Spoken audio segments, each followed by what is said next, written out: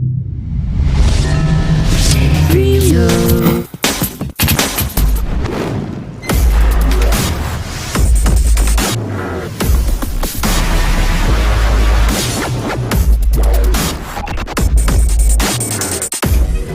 mind is fragmented and falling to pieces.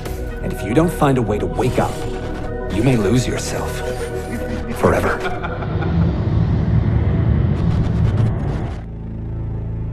Even the greatest heroes can't live forever. So it goes for Ezio Auditore, who finally steps aside to make room for new champions in Assassin's Creed Revelations.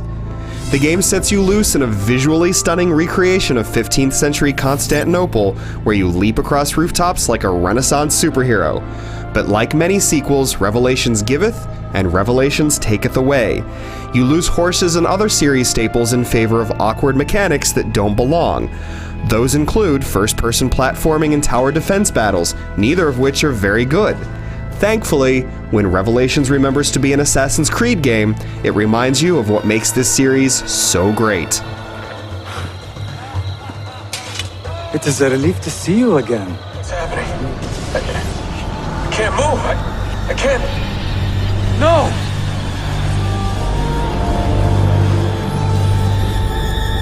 Revelations isn't all Ezio's story, it's also Desmond's. Here, Desmond's mind is a prisoner within the Animus. This computerized space is presented as an island, where shimmering doors lead to his ancestral memories, as well as his own. Playing as Desmond isn't as entertaining as it was in Assassin's Creed Brotherhood. That's due in part to the levels that represent his memories. The synthetic cyberspace environments are a cool backdrop, but the gameplay isn't fun.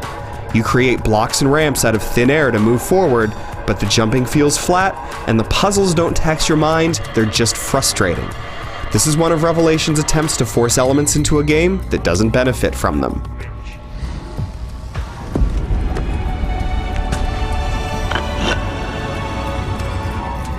Fortunately, you spend the bulk of your time as Ezio, and sometimes as Altair from the original game. Scenes near the game's conclusion throb with emotional resonance. Yes, there are a few great holy cow moments near the end, but it's the calm before the storm that ties two lives together and thus impresses most. It makes you realize you will miss these assassins of centuries past. As for Ezio's story, it's as tired as the older Ezio looks. Great voice actors sell every line, but the political intrigue among the Sultan's family just isn't that interesting. Now, the keys. First, the girl. Still, Revelations largely impresses thanks to how much fun it is to move through its world. That's partly because of the gorgeous views. It's partly because of the fantastic soundtrack, but it's also because climbing and leaping is so joyful. The addition of the hook blade enhances the parkour of past games. You can climb faster, glide down zip lines, and grab walls you would have missed in the past. You can also float downwards with parachutes. The result? Platforming is as exhilarating as ever, and certain set-piece missions, like one in which you escape a burning boat, ramp up the excitement.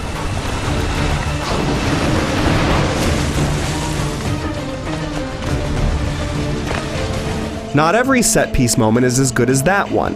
Avoiding rocks as you're dragged behind a careening carriage isn't fun, for example. Brotherhood did these kinds of scripted events better, though Revelations does make important improvements. Assassin recruitment returns, but sending your brothers and sisters on missions now has more context. Sending assassins to different cities reduces Templar control and increases assassin control. The simple addition of a strategic element keeps recruitment from being simple busy work. In addition, there are quests you do with fully leveled assassins. Now, you actually feel like a mentor. An addition that isn't so good is that of tower defense.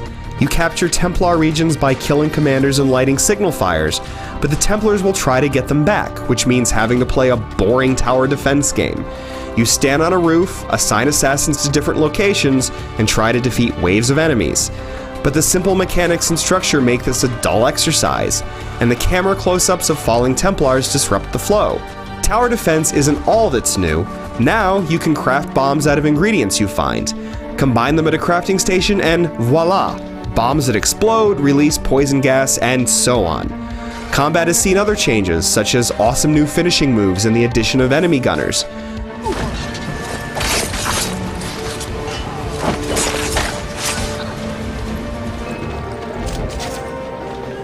Multiplayer returns as well, with some new modes like Deathmatch and a Capture the Flag variant. Deathmatch doesn't have the tension that the returning modes do. It's still more enjoyable to sling through the crowds, blending in while hoping your target slips up and makes himself known. Artifact Assault gives you a chance to speed across rooftops with the enemy's flag, which is quite fun.